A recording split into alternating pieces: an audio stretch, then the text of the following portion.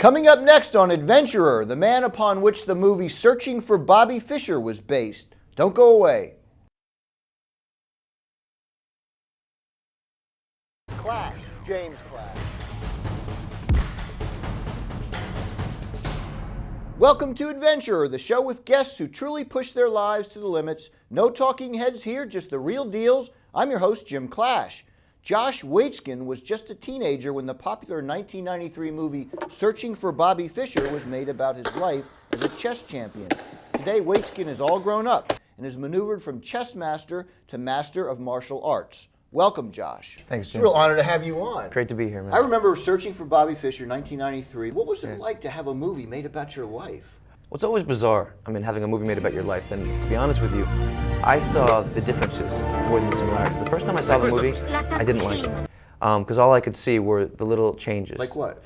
Well, for example, they would take three characters, and the Lawrence Fishburne character was a combination of three different people. And the thing I didn't like, actually, was my coach, who Ben Kingsley played, Bruce Pendleton. He's a very dear friend of mine. He's a very sweet, soft man.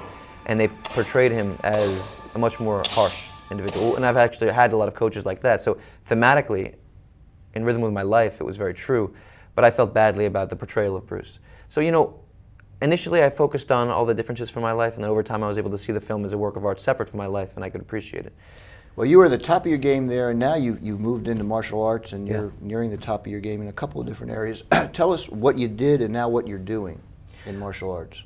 Well, I moved away from chess when I was in my early 20s, and I got involved in Tai Chi Chuan. Initially the philosophical ideas and the meditation into Tai Chi push hands, which is the fighting application. And I won my first national championship after 2 years of training, which was a pretty fast learning curve. And How old? I was, I guess, 23, 24, and I was transferring my ideas from chess over into Tai Chi, which was very exciting for me. I felt the manifestation of quality from one discipline just happening in another. And I started getting more and more involved in the discipline. Ultimately, I won 2 world championships in 2004. But that was after a really long, hard, 2000, I went to the Worlds in Taiwan the first time and I got destroyed. 2002 came back, took third, came out of it with a brutal shoulder injury, and came back 2004, and it was the most brutal experience of my life.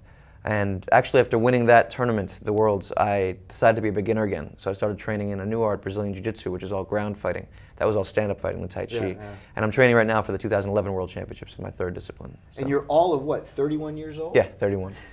This is the biggest challenge of my life, what I'm doing now, though. Well, you look like you're in good shape, and I know Thanks. you wrote a book called The Art of Learning. Well, the book is the story of my life and about this vision of learning which I've developed through my struggles and through the ups and downs of my career. To be honest with you, a lot of the ideas of the book came from this existential crisis that I had when I was 18, 19, 20, when I started to move away from my love for chess. And I became alienated from my natural voice as a chess player. And I rediscovered this innocent, passionate relationship to learning as I moved away from competition into Tai Chi and then ultimately back into competition.